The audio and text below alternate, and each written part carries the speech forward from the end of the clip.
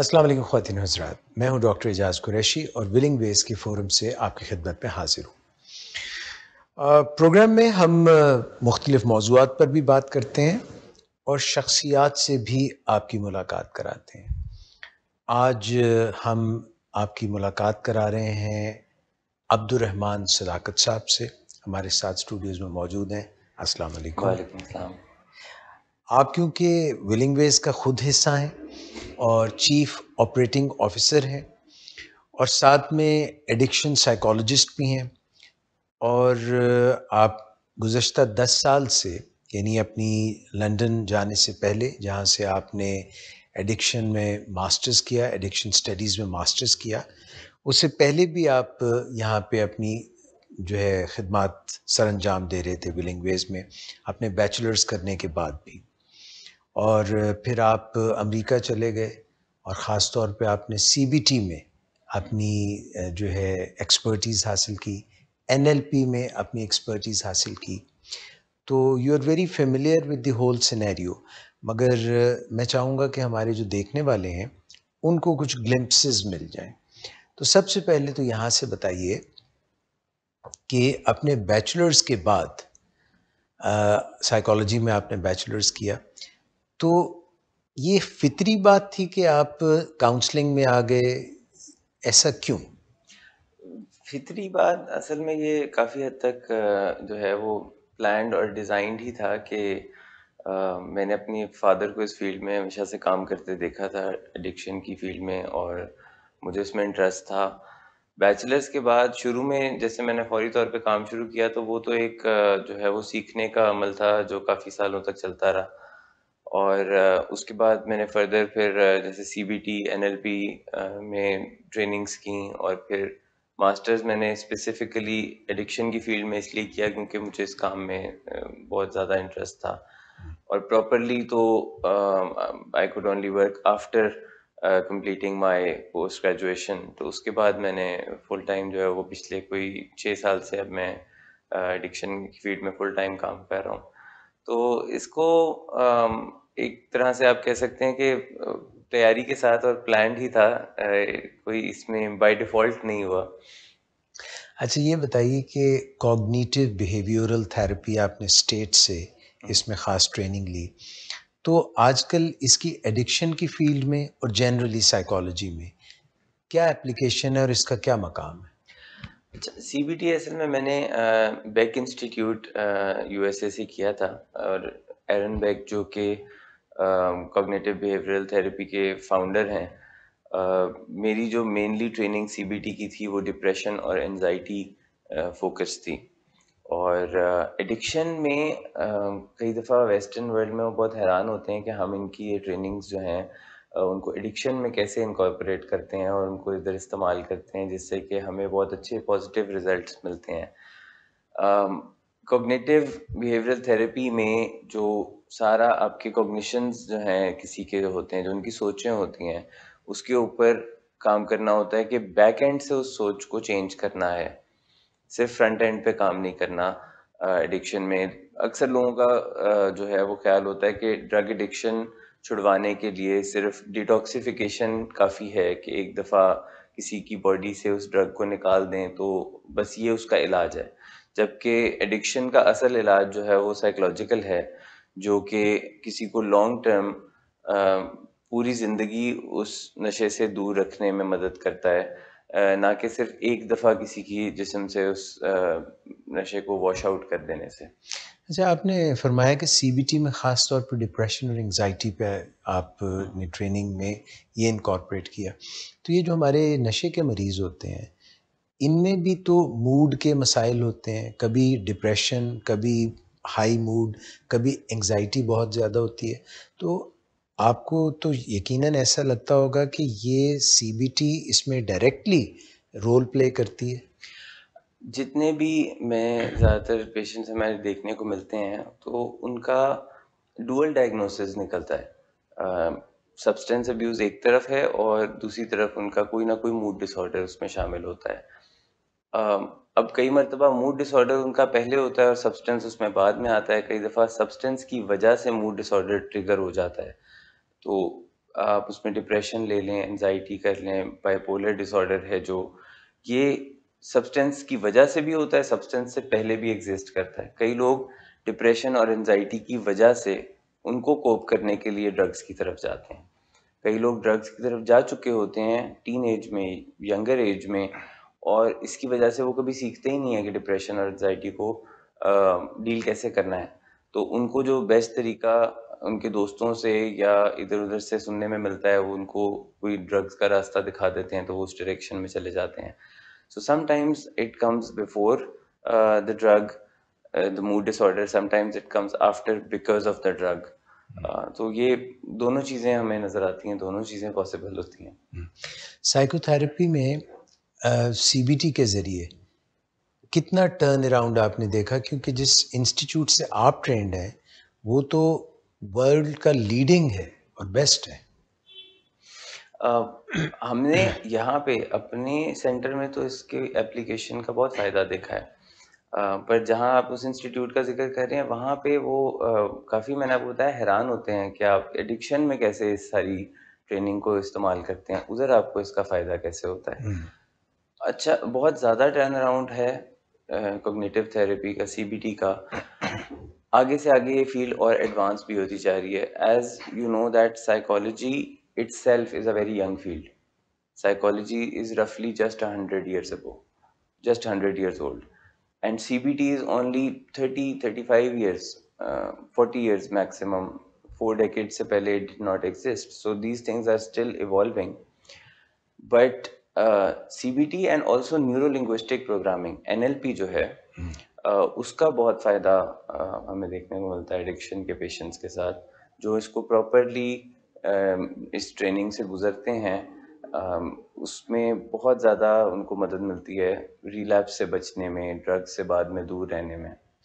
आपने एनएलपी का जिक्र किया और इसके लिए भी आपने ट्रेनिंग हासिल की अमेरिका से, तो please tell us more about your training in NLP and its application in treatment of psychological and addiction diseases.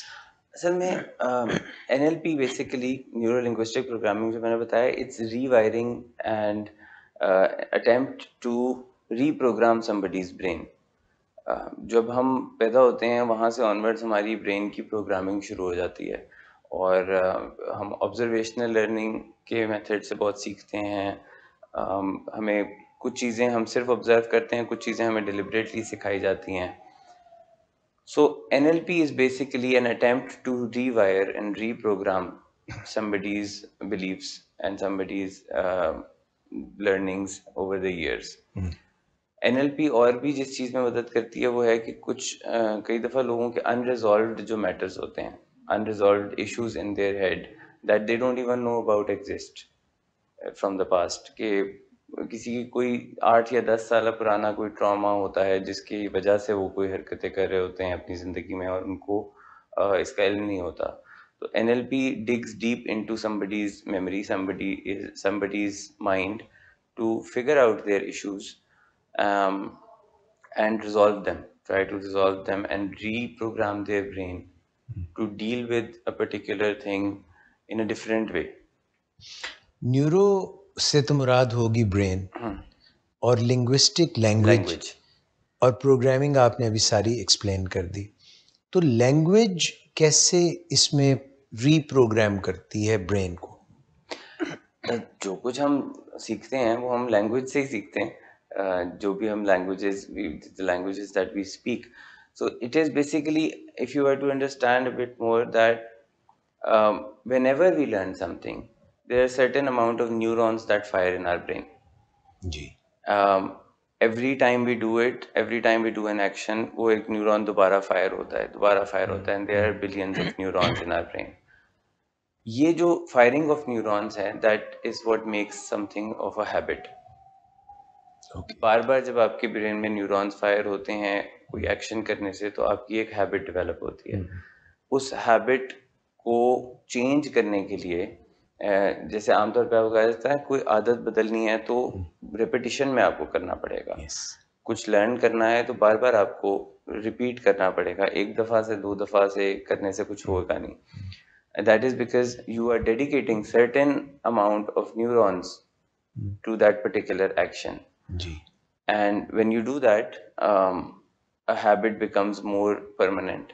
Ji, So जब किसी को rewire करना है, reprogram करना है, तो you also there's various exercises in NLP. अगर हम उसकी detail में जाने लग गए तो that will be requiring a separate show for it. Correct, लेकिन so rewiring requires repetition in certain actions so that you can learn new things and unlearn old patterns. Learning and unlearning goes side by side in NLP.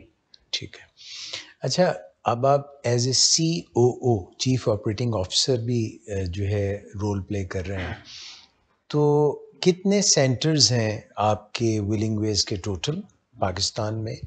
और अगर मैं आपसे पूछूं कि willing veg की इस वक्त एडिक्शन की फील्ड में स्टैंडिंग पाकिस्तान में या इंटरनेशनली क्या है? तो दो सवाल हैं कि ब्रांचेस कहाँ कहाँ हैं, हेड ऑफिस कहाँ से ऑपरेट होता है और इसकी स्टैंडिंग कैसी है? So there are 6 Willing Ways across 4 different cities in Pakistan. Lahore में है, इस्लामाबाद में है, मरी में है और कराची में है। और चारों सेंटर्स जो हैं वो प्रॉपरली अपने उन पे ऑपरेट करते हैं, लेकिन हेड ऑफिस जो है वो लाहौर में है। लाहौर विलिंग वेज है, जहाँ पे मैं भी बैठता हूँ और जहाँ पे डॉक्टर सदाकत जो मेरे फादर हैं वो भी यहीं पे से ऑपरेट करते हैं।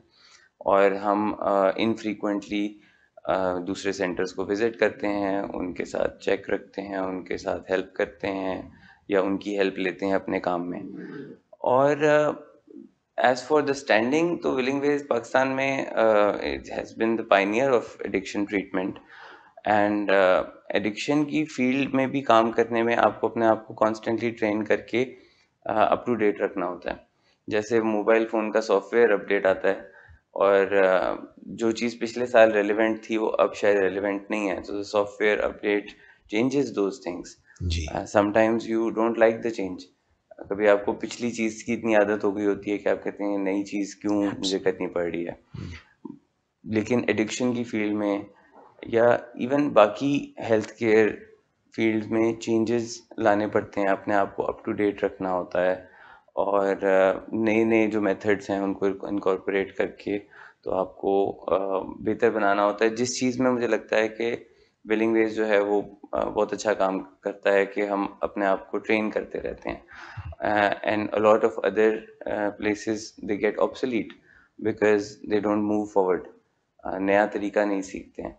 तो हमें अगर कल भी कोई नई ट्रेनिंग का पता लगेगा या नए ट्रीटमेंट मेथड का पता लगेगा जो एडिक्शन में काम अच्छा कर सकता है, तो हम उसको जल्दी से अडेप्ट करने की कोशिश करेंगे rather than being stubborn and not liking the change. तो हमें चेंज जो है वो हम लाने की कोशिश करते रहते हैं। राइट। आपने किंग्स कॉलेज लंदन से एडिक्शन में मास्टर्स किया।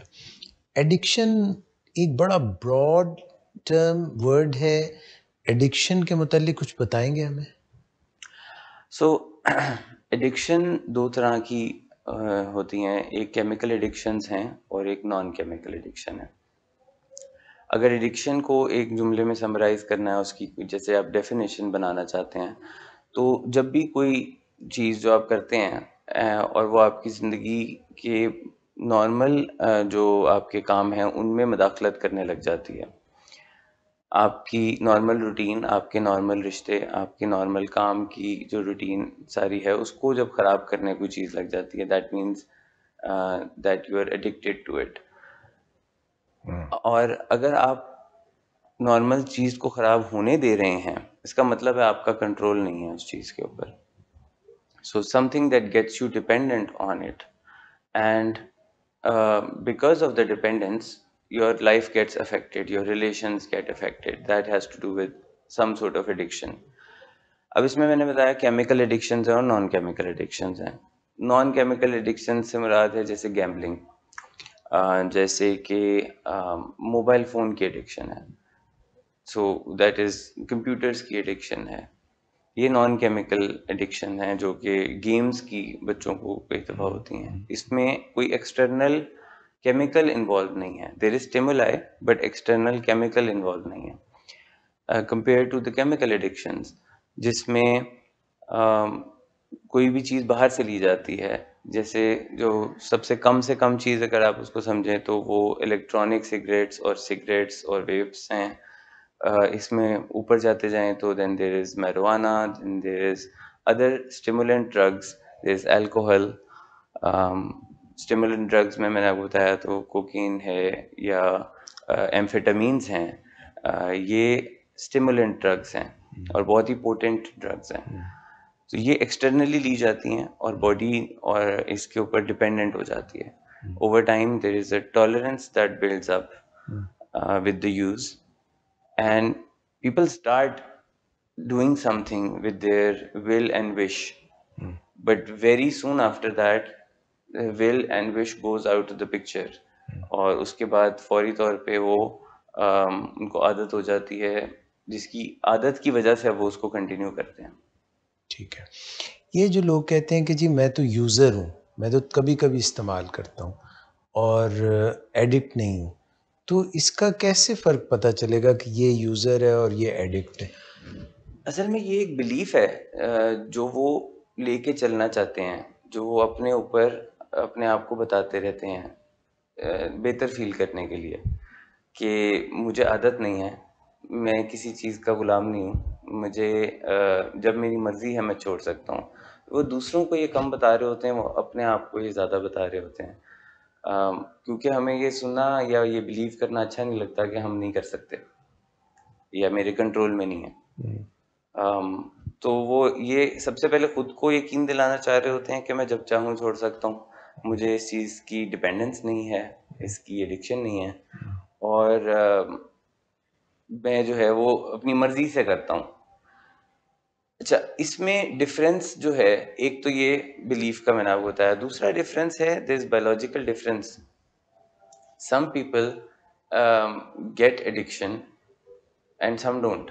Some actually can remain just users, जो कि कभी कभार करते हैं इस्तेमाल और अपनी मर्जी से नहीं भी करते, तो उनको कोई उनके जिस्म को कोई ख़ास फ़र्क नहीं पड़ता। ये बायोलॉजिकल डिफरेंस ऐसे ही है जैसे किसी को डायबिटीज़ होती है या जैसे किसी को हार्ट डिजीज़ होती है और उनके साथ रहने वाले किसी और शख्स को नहीं होती, जबकि दोनों का खाना पीना उठना बैठना इस्तेमाल एक जैसा है चीज़ों का, लेकिन एक को डायबिटीज़ हो गई एक को नहीं, तो it has to do with the biology and genetics. Having said that, there is another type जिसको हम अब्यूज़र कहते हैं। So there is a user, there is an addict, और इनके बीच में आता है अब्यूज़र। और अब्यूज़र्स वो होते हैं जो कि एडिक्ट तो नहीं है अभी, कम इस्तेमाल करते हैं, लेकिन जब इस्तेमाल करते हैं तो आखिरी हद तक करते हैं। जैसे मिसाल के तौर पे कि 1 महीने में 1 दफ़ा किया, लेकिन जिस दिन किया, उस दिन तब तक किया जब तक पास आउट नहीं हो गए। इसको बिंज कहेंगे? बिंज कह लें इसको हम अब्यूज़र कहते हैं, जो कि यूज़र से ऊपर का लेवल है अब्यूज़र, लेकिन एडिक्शन से एक स्टेप नीचे है। और there is no way of figuring out that which user will become an addict or an abuser or will not. इसका कोई मेडिकल टेस्टिंग नहीं है, इसका कोई क्वेश्चनियर नहीं है जो आप फिल करके चेक कर सकें। As a therapist, addiction therapist and psychotherapist, आपके पास कौन लोग आते हैं मदद के लिए? उनकी क्या पोजीशन और कंडीशन होती है? ये अच्छा इंटरेस्टिंग सवाल इसलिए है क्योंकि वक्त के साथ हमारी जो क्लाइंटेल है उसमें कुछ चेंजेस आ रहे हैं। कुछ साल पहले लोग अपनी काफ़ी बुरे हालात और आखिरी हदों को पहुंच के हमारे पास आते होते थे, क्योंकि अवेयरनेस नहीं थी। जब बहुत ही हालात क्रिटिकल हो जाते थे, एडिक्शन की आखिरी हदों को पहुंच जाते थे, तब या तो उनके घर वाले या कुछ कम केसेस में वो खुद भी मदद के लिए आते थे।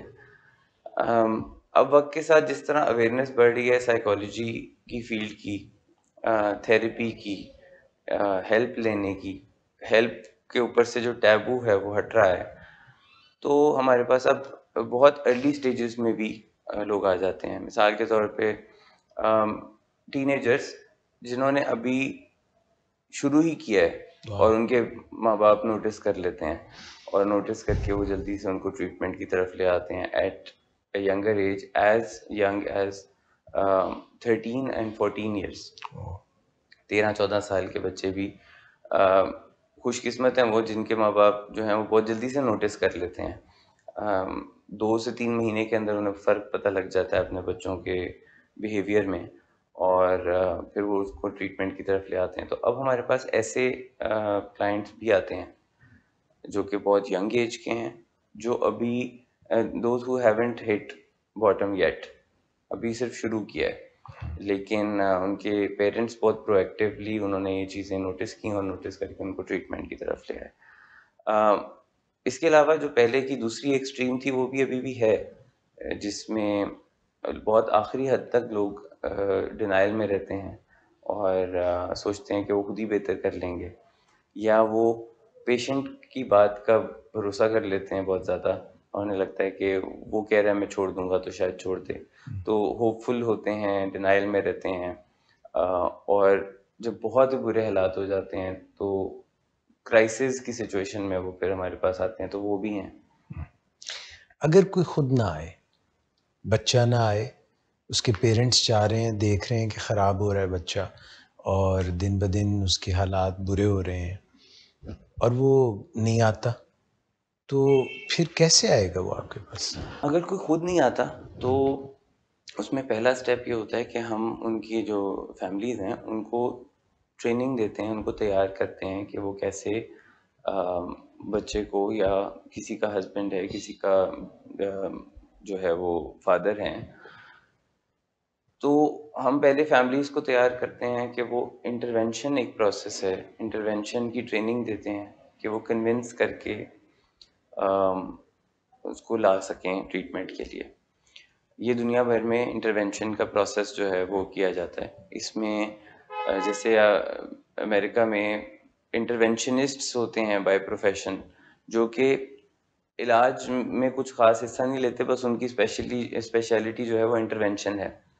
वो लोगों के बुलाने पे उनके घर जाते हैं और उनके साथ उनकी प्रैक्टिस करा के, उनके साथ मिल के, whoever the loved one is, उसको कन्विंस करते हैं इलाज लेने के लिए। और हमारे पास, जैसे आपने अगर पूछा, तो हम उसमें फैमिलीज़ को यहाँ पे अपने पास काउंसलिंग में पहले बुला लेते हैं और कुछ दिन या कुछ हफ्ते उनकी काउंसलिंग करते हैं कि वो कन्विंस करके तो लेके आ सकें पेशेंट को इलाजगाह में। और ये हमारी प्रायोरिटी होती है कि अगर प्रायोरिटी ये है यहाँ पे कि कन्विंस होके आ सके, विलिंगली आ सके, अपनी मर्जी से आ सके, सो पहली स्टेज है या तो कोई खुद ही मदद के लिए आ गया, राइट। वो उसको हम उससे आगे चलें तो फैमिली मदद के लिए आ गई है और ओके। फैमिली कह रही है कि वो राज़ी नहीं है, तो फैमिली को सिखाया जाएगा कि उनको राज़ी कैसे किया जाए। ये हुँ, दूसरी स्टेज है। हुँ, और फिर अगर ये भी स्टेज पॉसिबल नहीं है, जो कि कुछ ड्रग्स के केसेस में, drugs which are very potent, drugs जिनके असरात जो हैं वो काफ़ी गहरे होते हैं। मिसाल के तौर पे कोई साइकोसिस की स्टेट में है, कोई इस स्टेट में ही नहीं है पेशेंट कि उससे बात की जा सके। कोई सोबर, उसका कोई दिन का वक़्त ऐसा नहीं है जब वो सोबर हो, जब उसके साथ रीज़निंग की जा सके, क्योंकि इंटरवेंशन भी आप उसके साथ कर सकते हैं जिसके साथ आप कोई किसी वक़्त में, किसी टाइम पर रीज़निंग कर सकते हैं। वो एक छोटी-सी ब्रैकेट होगी रीज़निंग की, लेकिन होगी। पर जो लोग हैं जिनकी ज़िंदगी में वो छोटी-सी ब्रैकेट भी नहीं है, वो साइकोसिस की स्टेट में है, वो खुद के लिए या अपने घरवालों के लिए खतरनाक है।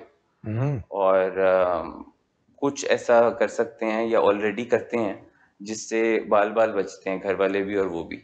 तो उस सिचुएशन में क्राइसिस इंटरवेंशन की जाती है, जिसमें एक प्रोफेशनल्स की टीम है, जो प्रोफेशनल्स की टीम घर जाके मरीज़ को लेके आती है इलाज के लिए, क्योंकि अब उसके अलावा कोई और रास्ता उसमें बचा नहीं है। They are dangerous for themselves and for their families. तो आप आउटडोर ट्रीटमेंट भी देते हैं और इंडोर ट्रीटमेंट भी देते हैं? सो आउटडोर ट्रीटमेंट भी है, और ये यूनिक है टू विलिंग वेज, बिकॉज़ ये आउटडोर ट्रीटमेंट दूसरे रिहैबिलिटेशन सेंटर्स में नहीं होता फॉर एडिक्शन। पर जब हमारे पास कोई पेशेंट या तो खुद या उसकी फैमिली मेंबर्स आते हैं असेसमेंट के लिए, जिसमें कि वो हमें अपने मसले मसाइल बताते हैं और एक प्रोफेशनल ने असेस करना होता है कि इनको क्या ट्रीटमेंट, कितनी ड्यूरेशन का और क्या सूट करेगा इलाज जो है। उस असेसमेंट में हमने ये फिगर आउट करना होता है कि ये आउटडोर ट्रीटमेंट के लिए एलिजिबल भी हैं कि नहीं हैं। और कुछ जो हैं वो बिल्कुल एलिजिबल नहीं हो सकते आउटडोर ट्रीटमेंट के लिए, उनके लिए इंडोर ट्रीटमेंट एक लाजिम स्टेप है जिसमें से उन्हें गुजरना पड़ेगा। और कुछ लोग जो हैं वो उनका इलाज बहुत अच्छे से आउटडोर ट्रीटमेंट में हो सकता है। आउटडोर ट्रीटमेंट को हम एक सुपीरियर ट्रीटमेंट बिलीव करते हैं, क्योंकि वो नेचुरल जो किसी का हैबिटेट है, नेचुरल एनवायरनमेंट है, वो उसी में रहते हुए आप उसका इलाज कर रहे हैं। और जब उसका इलाज मुकम्मल हो जाता है तो एक बहुत ही स्मूथ ट्रांजिशन होती है from treatment to the normal life. जबकि इंडोर ट्रीटमेंट में indoor treatment is something like a secured bubble, जिसके अंदर यहाँ पे जब कोई हमारे पास रहता है तो वो नशे से दूर रहता है, वो टेम्पटेशन से दूर रहता है, वो अपनी जो स्लिपरी कंपनी है उससे दूर रहता है, और स्ट्रेस भी कोई नहीं होता लाइफ का उस वक्त वो सिर्फ फोकस कर रहा है अपने ट्रीटमेंट पे in a very secure bubble. And once they are supposed to get out of the bubble, and that's when the real test starts, क्योंकि इंडोर ट्रीटमेंट से बाहर निकलने के बाद इलाज को आउटडोर कुछ अरसा जारी रखना लाजमी है, ताकि आप जब बाहर जाके जो आपकी एडजस्टमेंट है लाइफ की वो इजी हो जाए। और बहुत से लोग इसको अच्छे से मुकम्मल करते हैं। कुछ लोग इंडोर से जाने के बाद आउटडोर में आने के लिए बहुत ज़्यादा तैयार भी नहीं होते, क्योंकि उनको होता है कि अच्छा अब तो मैं ठीक हो गया हूँ, मुझे अब क्या ज़रूरत है। या वो अपनी फैमिली को कन्विंस करने की कोशिश करते हैं that I don't need to continue with the treatment.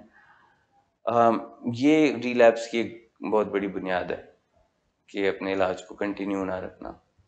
और एडिक्शन में it's a life long hard work, एक लंबी इसमें जद्दोजहद है। ये कोई क्रॉनिक डिसऑर्डर है?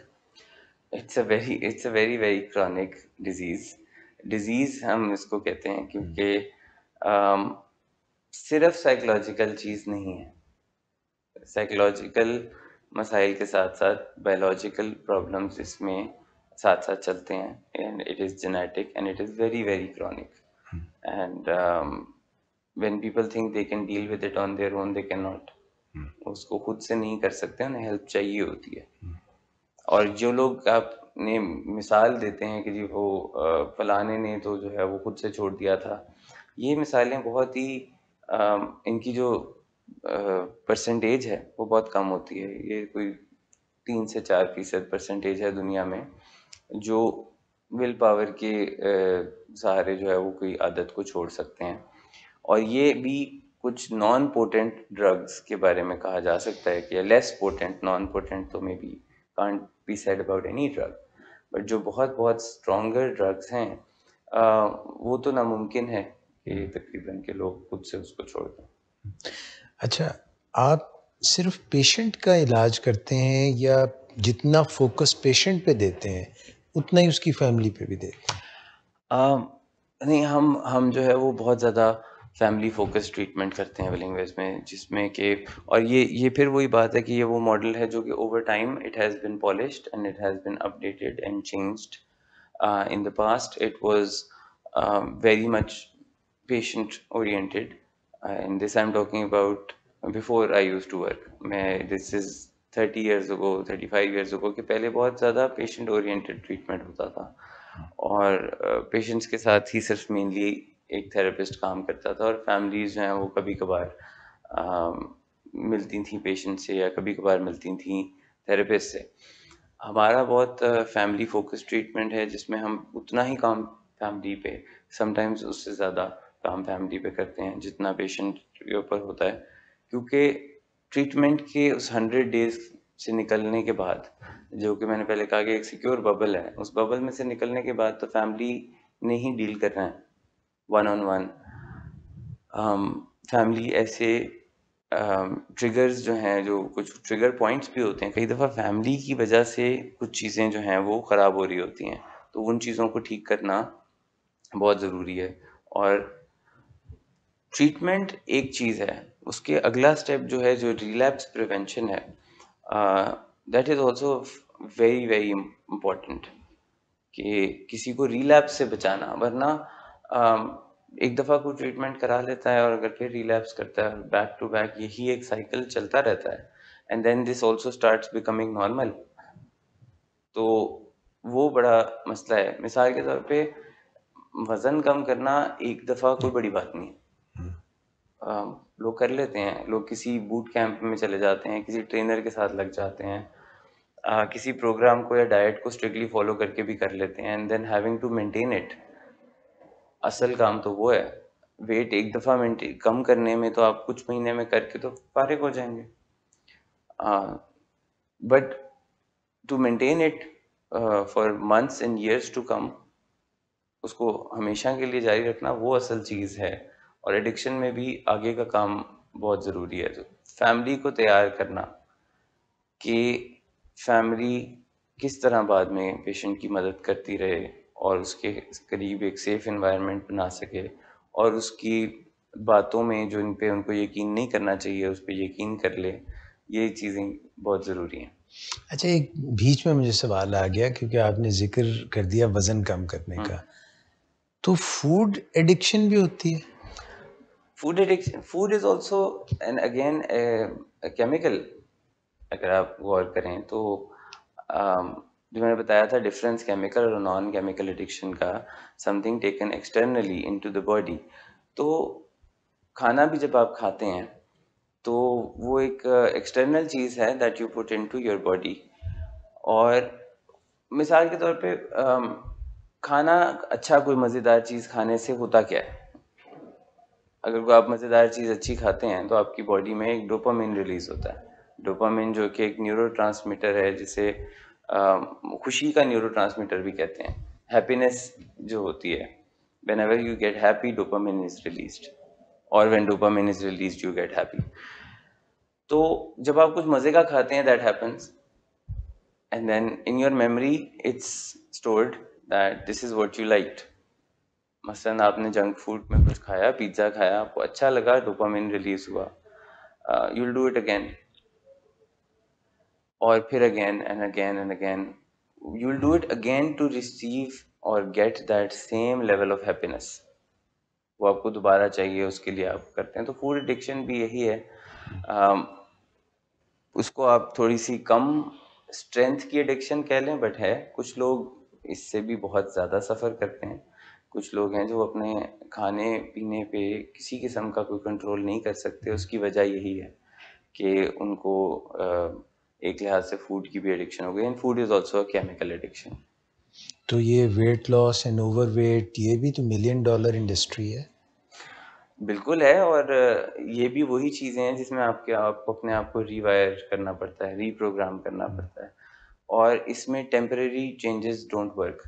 ये जो टेम्परेरी चेंजेस होते हैं, जिसमें आप कोई कीटो डाइट पे चले जाते हैं लोग, कोई और बहुत ही स्ट्रिक्ट रिजीम को फॉलो करते हैं, and they also get results for the time being, मिल जाते हैं।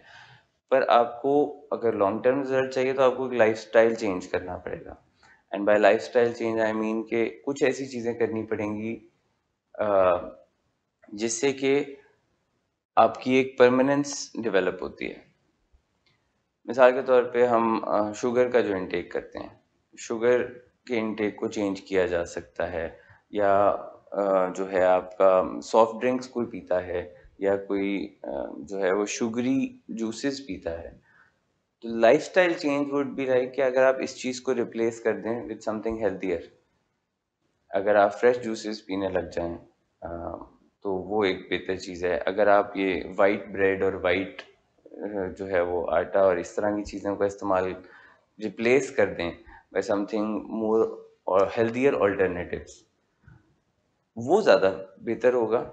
लेकिन जो जो सडन चेंज है जो लोग करते हैं, यानी कल तक वो 3000 कैलोरीज लेते थे, लेकिन आज अचानक से वो 1000 पे आ गए हैं, और वो हो सकता है कि उसको 1 महीना 2 महीना मेंटेन करके काफ़ी सारा वेट श्रेड कर लें, लेकिन वो लॉन्ग टर्म नहीं है।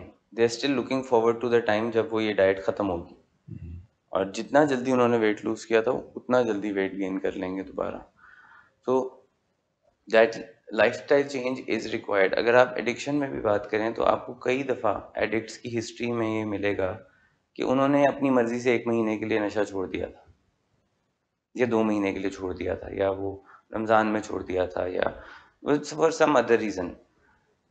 और वो इसी से मिलती-जुलती चीज़ है कि वो आप शॉर्ट टर्म तो अचीव कर लेते हैं उससे, लेकिन लॉन्ग टर्म का कोई फ़ायदा नहीं। Sometimes they do it for religious reasons, sometimes they do it for the reason कि उनको अब वो मज़ा नहीं आ रहा होता नशे में, तो वो अपने आप को एक दफ़ा जो है वो क्लीन करना चाहते हैं, और क्लीन करके वो दोबारा करना चाहते हैं उसको, ताकि उसमें उनको कोई दोबारा से वो हाई मिल सके जो पहले मिलता था। आई बिलीव कि आप स्कूल्स में भी जाते हैं हुँ, और स्कूल्स में जाके आप अपना नॉलेज शेयर करते हैं। एमिनेंट स्कूल्स जितने भी हैं यहाँ पे उनमें भी आप जाते हैं, और जो यंगर लॉट है जो अभी स्कूल्स में है, ए लेवल्स, ओ लेवल्स या उससे छोटे, so what do you think they are into, if I may use the word, soft addictions such as these? And are these soft addictions the seeds for hard addictions such as drugs and alcohol and all that? So, what do you see when you go and talk to these youngsters? और फिर वही youngsters के parents और वो जब यहाँ willing Ways में आ जाते हैं, तो ये सारा सिनेरियो पाकिस्तान का और लाहौर का आप क्या देखते हैं? एडिक्शन की तरफ यंगस्टर्स जा रहे हैं? How do you see that?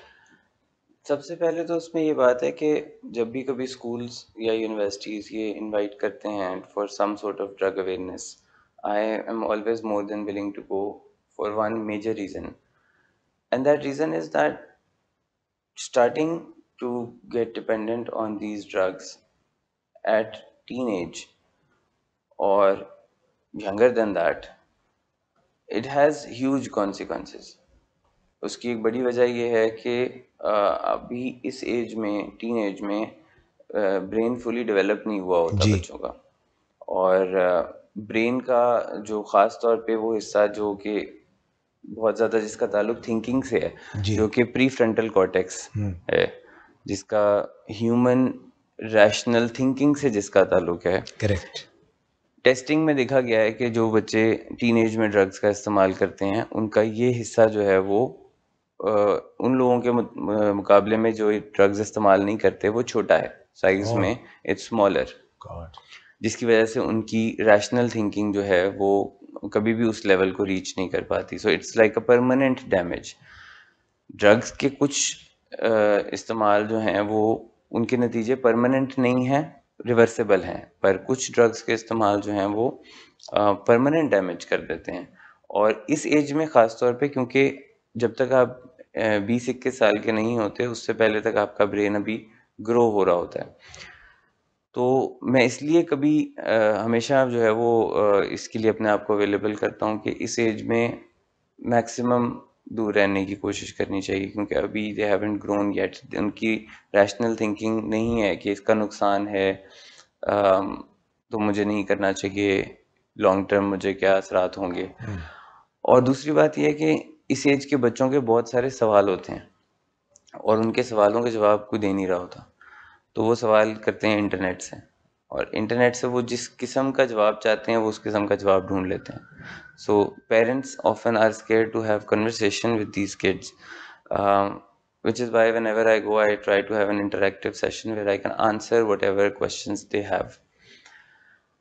अब इसमें अगला जो आपने सवाल किया कि किस किस्म के, जिसको आप सॉफ्ट एडिक्शन कह लें, तो in my opinion there is no such thing as soft addiction. There is a difference. Some addictions have an immediate effect and some have a long term effect. कुछ के नुकसान फौरन नजर आ जाएंगे, कुछ का नुकसान 10-20 साल बाद नजर आएगा, और वो 10-20 साल बाद जिसका नुकसान नजर आता है उसको लोग सॉफ्ट एडिक्शन कह देते हैं। मिसाल के तौर पे स्मोकिंग, स्मोकिंग सिगरेट्स या स्मोकिंग marijuana या स्मोकिंग जिसको अब कहा जाता है वेपिंग कह लें, जो इलेक्ट्रॉनिक सिगरेट्स हैं, ये वो हैं जिनके नुकसान कुछ साल बाद होता है, तो लोग इसको सॉफ्ट एडिक्शन कह देते हैं। जबकि drugs that are very very potent and stronger, जैसे कि एम्फेटामीन्स हैं, जैसे कि जो जो भी स्टिमुलेंट ड्रग्स हैं या हेलुसिनोजेंस हैं, या cocaine sorry cocaine cocaine is stimulant drug जो आपको मूड को अपलिफ्ट करती है वही। तो इनके नुकसानात कई दफ़ा शॉर्ट टर्म में नज़र आने लग जाते हैं। टेम्परामेंट लोगों का ख़राब हो जाता है, प्रोडक्टिविटी अपने काम में नहीं रहती है, बल्कि रिलेशनशिप्स। रिलेशनशिप ख़राब हो जाते हैं, किसी ना काम के रहते फॉर द शॉर्ट टर्म। तो लोगों को लगता है ये स्ट्रॉन्गर एडिक्शंस हैं, वो सॉफ्ट एडिक्शंस हैं। तो सॉफ्ट नहीं है, शॉर्ट टर्म और लॉन्ग टर्म के नुकसानात का फ़र्क है। और जैसे सिगरेट के बारे में कहा जाता था पहले कि वो गेटवे ड्रग है, जी। वो अब एक उससे एक लेवल हम और पीछे आ गए हैं गेटवे ड्रग के मामले में, और वो है आपके पास इलेक्ट्रॉनिक सिगरेट की फॉर्म में, जिसको इनिशियली बनाया गया था सिगरेट की एडिक्शन छुड़वाने के लिए। सिगरेट की एडिक्शन निकोटीन की वजह से होती है। निकोटीन डिपेंडेंस को ख़त्म करने के लिए अम, ऐसी चीज़ों का इस्तेमाल किया जाता है जिससे कि आपकी बॉडी में सिर्फ निकोटीन चली जाए और सिगरेट की बाकी नुकसानदेह चीज़ें ना जा सकें। मिसाल के तौर पे निकोटीन गम्स हैं, निकोटीन पैचेस होते हैं, निकोटीन लॉजेंजेस और स्प्रेज होते हैं, कि बॉडी में निकोटीन चली जाए पर सिगरेट की बाकी चीज़ें ना जाएं, और आहिस्ता आहिस्ता ये निकोटीन वाली चीज़ को भी कम कर दिया जाए और ख़त्म कर दिया जाए। ये भी किसी प्रोफेशनल की हेल्प से किया जाता है। तो इलेक्ट्रॉनिक सिगरेट इस नियत से बनाया गया था कि निकोटीन जो डिलीवरी है बॉडी में वो इस तरह कर लें, सिगरेट से ना करें। अब प्रॉब्लम उसमें इस किस्म का आ गया है कि बच्चे उसको, जिन्होंने कभी सिगरेट पिया ही नहीं है, वो स्टार्ट ही इससे कर रहे हैं। सो और सबसे ज़्यादा यूएस में इलेक्ट्रॉनिक सिगरेट्स जो हैं वो का एपिडेमिक सा किसी सिचुएशन बन गई है सिंस ईयर 2016 एंड 17। 2016-17 के बाद से ये बहुत बढ़ गया, 2018 में ये बहुत ज़्यादा बढ़ गया था। अब वहाँ पे सिगरेट इतनी नहीं पी जाती, इलेक्ट्रॉनिक सिगरेट, जबकि हर 3 में से 1 बच्चा पीता है। ओह गॉड। और उसकी डिपेंडेंस का लेवल वही है जो कि सिगरेट का था। तो गेटवे के तौर पे वो काम कर जाता है, पहली चीज़ वो है। फिर इसके बाद लोग सिगरेट पे चले जाते हैं, या इसके बाद लोग marijuana पे चले जाते हैं, फिर अगली चीज़ों पे चले जाते हैं। आपका एक वो जो है ना, वो हर्डल जो अपने लाइफ में एक होता है कि किसी ने कोई ड्रग नहीं की, वो यहाँ से खुल जाता है, and then they move on to the hardcore stuff. तो आजकल यहाँ के एजुकेशन जो हमारे इंस्टीट्यूट्स हैं उनमें काफ़ी ज़्यादा हमको ये मसला नज़र आ रहा है, क्योंकि बच्चे जो हैं वो इसको छुपा के ले आते हैं। वो अब डिस्पोजेबल फॉर्म में भी मिल जाती हैं इलेक्ट्रॉनिक सिगरेट्स, और इस्तेमाल किया, फेंक दिया, या अगर किसी ने कॉन्फिस्केट कर लिया स्कूल ने, तो वो दोबारा जाके बाय कर लेते हैं, because they are very cheap and disposable. तो मेनली स्कूल की एडमिनिस्ट्रेशन भी इस चीज़ से काफ़ी तंग है, और पेरेंट्स भी, क्योंकि इसको कुछ पकड़ना कुछ थोड़ा सा मुश्किल है सिगरेट के मुकाबले में। इसकी स्मेल नहीं है सच रहती, और इसलिए माँ बाप को पता नहीं लग पाता कई अरसे तक कि उनके बच्चे ये काम कर रहे हैं, या इवन स्कूल्स को पता नहीं लगता, वो वॉशरूम में जाके या बाहर निकल के या झुक के कर लेते हैं। तो that is a major major problem and epidemic in some countries and also soon to be here, कि यहाँ पे अब बहुत सारे हाई एंड जो इलाके हैं वहाँ पे vape shops, electronic cigarettes, they are very readily available, and children have access to it. They are being sold under the age, or disposable, like I said, they are very very readily available. लड़कों में ज़्यादा होती है addiction और लड़कियों में कम होती है, या लड़कियों की जो एडिक्शंस हैं वो अंडर कवर रहती हैं? यंगर एज ग्रुप में अब क्या चल रहा है? As such कोई डिफरेंस नहीं है इसमें, except for if there is a difference तो वो कल्चरल डिफरेंस होगा।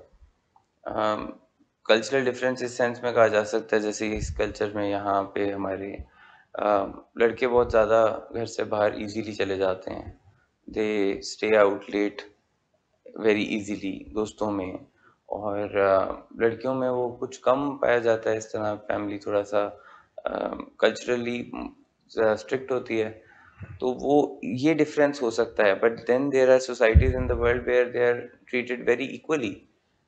तो वहाँ पे ये नहीं है कि लड़कों में ज़्यादा होगी या लड़कियों में कम होगी।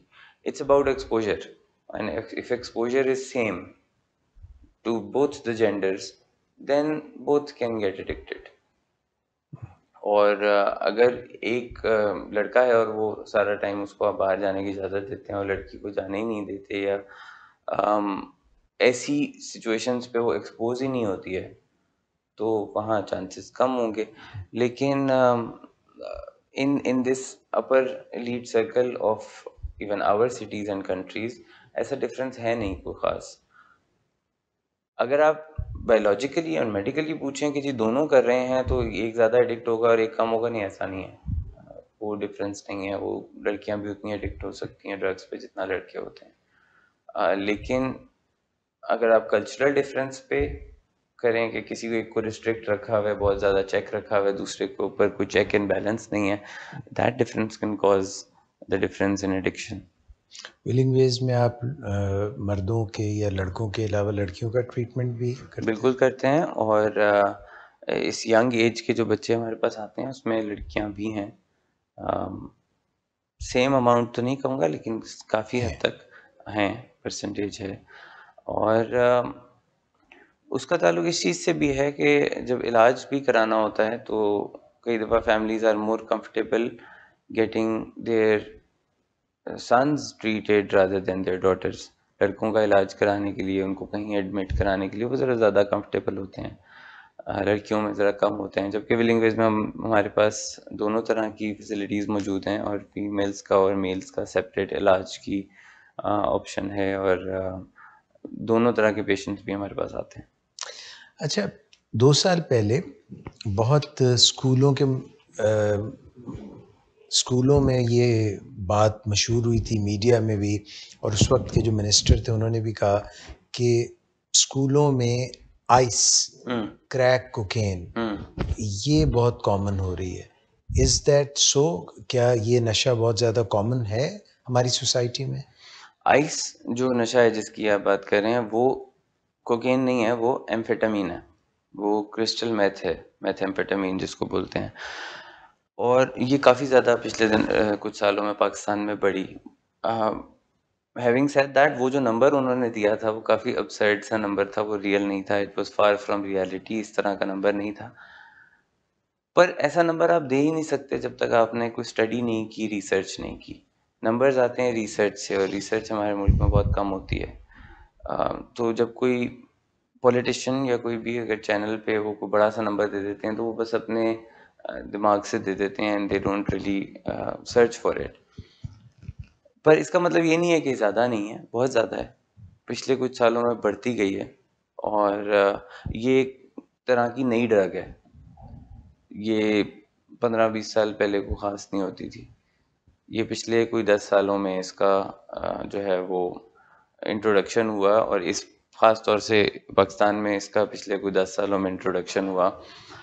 और आई हैव टू ब्लेम 1 और 2 टीवी शोज़ फॉर इट। एक दो ऐसे टेलीविज़न शोज़ हैं जिनको देख के तो बच्चों ने बहुत ज़्यादा इसकी तरफ उनका दिमाग चला गया।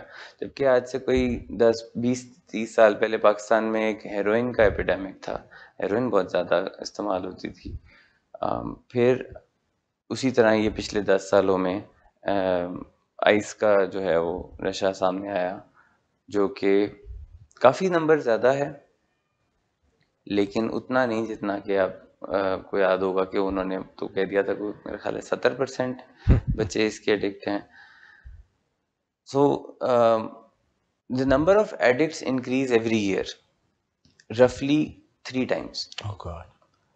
जो दुनिया में स्टेटिस्टिक्स हैं, मैं अब पाकिस्तान की बात नहीं कर रहा हूँ, लेकिन वर्ल्ड वाइड स्टडीज़ होती हैं, स्टडीज़ के आंसर आते हैं, और वो कहते हैं कि हर साल 1 से 3 हो जाते हैं, जो कि बहुत बड़ा नंबर है।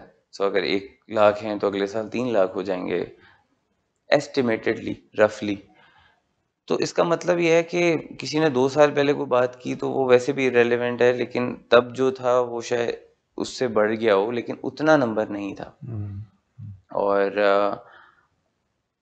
पॉपुलेशन भी बढ़ती है, पॉपुलेशन के साथ एडिक्शन भी बढ़ती है, 1 से 3 हो जाते हैं, 3 से 9 हो जाएंगे, 9 से 20, इट मल्टीप्लाइज लाइक दैट। तो काम भी उतना तेज़ी से होना चाहिए, ट्रीटमेंट सेंटर्स भी उतनी तेज़ी से बनने चाहिए, और जो है अवेयरनेस पे भी उतना ही ज़्यादा काम करना चाहिए। है ये बहुत सिमिलर इस कॉन्सेप्ट के कि जितने स्कूल्स आज हैं वो 10 साल बाद काफ़ी तो नहीं होंगे। स्कूल्स के बच्चे, स्टूडेंट्स बढ़ेंगे, तो जब स्कूल्स बढ़ेंगे, स्टूडेंट्स बढ़ेंगे, हर चीज़ प्रोपोर्शनली मल्टीप्लाई होती है दुनिया में। Addiction is a bit faster than other things, तो आपको उसके हिसाब से ट्रीटमेंट सेंटर्स बढ़ाने चाहिए, अवेयरनेस बढ़ानी चाहिए, और जल्दी से जल्दी इस पे काम शुरू कर देना चाहिए। The world is getting very very fast paced now. तो जो मसले पहले 20 साल की उम्र के बाद नज़र आते थे, अब वो आपको टीनेज में, और बहुत यंग टीनेज में, टीनेज स्टार्ट होती है 13 से, और हमारे यंगेस्ट जो हम पेशेंट देख लेते हैं समटाइम्स दे आर 13-14। तो इतनी जल्दी की एज से प्रॉब्लम स्टार्ट हो रहे हैं, तो people have to be very proactive to tackle these issues from increasing. अच्छा जी, एडिक्शन की बात हमने कर ली, वेपिंग, सिगरेट्स, एक ग्रे एरिया मेरे जहन में, and I think you are qualified to answer that, क्योंकि जिस जनरेशन को आप रिप्रेजेंट कर रहे हैं उस जनरेशन से आई think you can answer it. ये जो वीडियो गेम्स हैं, ये जो गेमिंग है, इसके ऊपर डबल एज्ड लोगों का व्यूज़ आ रहे हैं। एक तो ये है कि जी गेमिंग करने से बहुत टाइम ज़ाया होता है, ये होता है, वो होता है। आजकल डिजिटल दौर हो गया है और हर कोई अपने मोबाइल पे काफ़ी स्क्रीन टाइम गुजारता है और टीवी से हम दूर जा रहे हैं। तो आप जिस जनरेशन से हैं, आपके पास वो पहले कंसोल्स होते थे, वो प्ले स्टेशन एंड वो। अब मैं लेटेस्ट ये पढ़ रहा था कि जो लोग गेमिंग करते हैं उनके रिफ्लेक्सेस एंड काफ़ी फास्ट होते हैं, और जो प्रॉब्लम सॉल्विंग कैपेसिटी है उनकी वो भी बेहतर होती है। So this is a grey area for me. I want your view point on that. It is actually a gray area, because it depends what kind of a game they are playing. तो game पे आ जाएगी ना बात। Games हर तरह की हैं। जैसे ये वो एक थी, क्या नाम था, पबजी, उसके बड़े खिलाफ बातें हमने सुनी। मैं वही बता रहा हूँ ना कि गेम्स के ऊपर डिपेंड करता है। अगर गेम्स इंटेलेक्चुअल हैं तो इंटेलेक्चुअली किसी ब्रेन को ट्रेन करेंगे, गेम्स वायलेंट हैं तो वायलेंटली उसको ट्रेन करेंगे। There is this game that has always been very critical, people world have been critical about it, Grand Theft Auto. वो एक गेम है जिसमें बहुत वायलेंस है, गाड़ियाँ चोरी होती हैं, लोगों को मारते हैं, सारा कुछ इस किस्म का करते रहे हैं। तो उसके ऊपर क्रिटिसिज्म भी बहुत हुआ है और उसकी फ़ैन फॉलोइंग भी बहुत है। At the same time fan following is amongst the children, और क्रिटिसिज्म जो है वो किया जाता है कि ये वायलेंस को प्रमोट करता है। जैसे मूवीज़ होती हैं एज अप्रोप्रिएट, आप देखते हैं ना, कोई मूवीज़ देखते हैं उसमें 13 रेटिंग होती है, 13, 15, 18। इसी तरह गेम्स होती हैं एज अप्रोप्रिएट, और गेम्स की भी रेटिंग होती है, एज रेटिंग होती है। जब बहुत यंगर एज में ऐसी गेम्स बच्चे खेलने लग जाएं जिसमें बहुत ज़्यादा वायलेंस है, stimulus is way too much for them to handle, तो वो उनके ब्रेन को नेगेटिवली ट्रेन करेगा।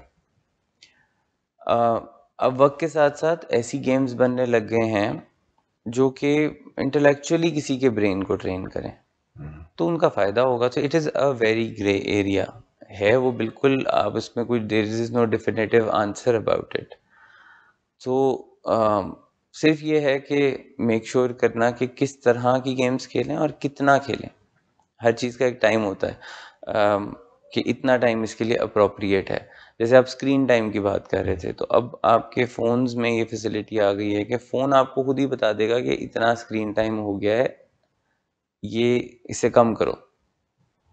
या कोई म्यूज़िक बहुत सुनता है तो फ़ोन आपको बता देते हैं कि आपका जो म्यूज़िक सुनने का थ्रेशोल्ड है वो इतना होता है एक वीक में, आप उसको एक्सीड कर रहे हैं, अब म्यूज़िक और नहीं सुनना। इतने डेसिबल्स के ऊपर साउंड जा रही है। कंस्टेंटली तो आपकी हेयरिंग को अफेक्ट करेगा, आपकी ब्रेन को अफेक्ट करेगा। तो अपना उस नंबर को कम करें, स्क्रीन टाइम को कम करें। इसी तरह गेम्स को भी, कोई मना नहीं कर रहा गेम्स खेलने से 100%, लेकिन उसका एक टाइम लिमिट होती है कि इतना करना चाहिए जिससे आपको नुकसान ना हो, आई साइट को नुकसान ना हो, हेयरिंग को नुकसान ना हो। कॉग्निटिव थिंकिंग तो अगली चीज़ है कि कॉग्निटिव थिंकिंग भी आपकी ख़राब ना हो कि आप सिर्फ गेम के बारे में ही सोचते हैं और कुछ और नहीं करते। Having said that, in the present time people are even taking gaming as a profession. तो कुछ गेम्स के अंदर लोग ऐसे हैं जिन्होंने अपना करियर बना लिया है, वो एज अ प्रोफेशन इसको खेलते हैं। लेकिन वो जो आपने कहा ना ग्रे एरिया है, तो ये ग्रे एरिया ही है। और ग्रे एरिया वो होता है जिसको आप 100% मना भी नहीं कर सकते और ये भी नहीं कह सकते कि जो करना कर लो, हर वक्त लगे रहो। You have to manage, you have to maintain. It is like social media, it is like internet. Internet है, उसके फ़ायदे हैं, उतना कंज्यूम करें, थोड़ा बहुत ऊपर नीचे हो जाए कोई बात नहीं, लेकिन हर वक्त ना करें। सोशल मीडिया बहुत फ़ायदे हैं उसके, there is so many positives to it. Does not mean कि लोग हर वक्त सोशल मीडिया पे बैठे रहें और कुछ करें ही ना। तो वो बिल्कुल ग्रे एरिया ही है, but you have to educate yourself about it and you have to try to get involve with games that have a positive impact on you. Games और स्पोर्ट्स जो हैं वो ऐसी होती हैं जिनका आप पे पॉजिटिव असर होता है और जिनका आप पे नेगेटिव असरात होते हैं। जैसे इवन स्पोर्ट्स हैं, तो कुछ स्पोर्ट्स ऐसी होती हैं जो बड़ी वायलेंट स्पोर्ट्स हैं, and those violent sports have a very violent effect on your brain long term. मिसाल के तौर, और लोग एग्री नहीं करेंगे, लोग बड़े फ़ैन होते हैं उन स्पोर्ट्स के, जैसे कि रग्बी है, काफ़ी वायलेंट सी गेम है, या फुटबॉल है जिसको सॉकर भी कहते हैं। तो फुटबॉल जो है वो it requires a lot of aggression, a lot of adrenaline rush and so much aggression. तो आप ये नहीं सोच सकते कि जो इतने एग्रेशन में अपने आप को प्रोफेशनली इन्वॉल्व करता है एज अ स्पोर्ट, उसकी बाकी की लाइफ उससे इफेक्ट नहीं होती होगी।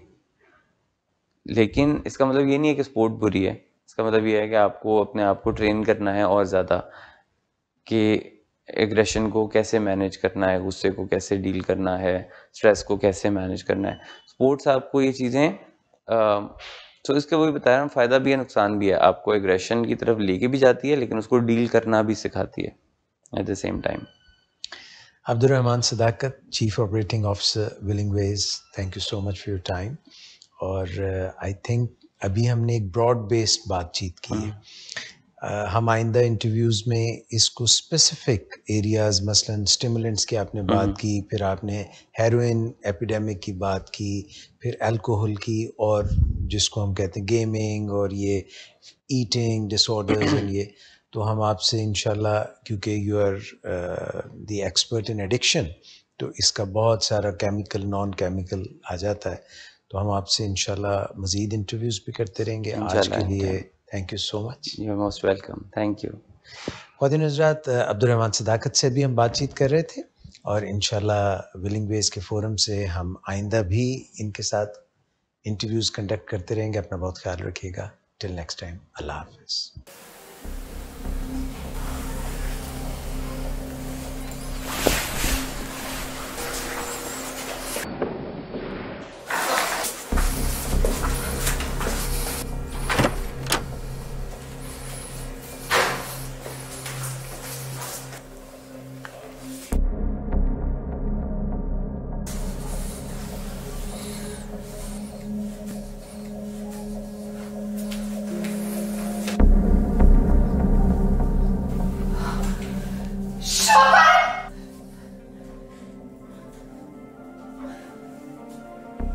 शराब नोशी की वजह किरदार की खराबी नहीं, मूड की खराबी है। शराब नोशी कभी भी नशे की बीमारी में बदल सकती है। नशे की बीमारी हर स्टेज पर काबिले इलाज है। मदद हासिल कीजिए, क्योंकि वो ऐसा नहीं करेगा। विलिंग वेज से मदद हासिल कीजिए, कहीं से भी मदद हासिल कीजिए, लेकिन फौरी मदद हासिल कीजिए। जिस मुआवजे के इंतजार में आपने बहुत देर कर दी, अब वो दस्तक दे रहा है। मदद हासिल कीजिए, मदद हासिल कीजिए, मदद हासिल कीजिए।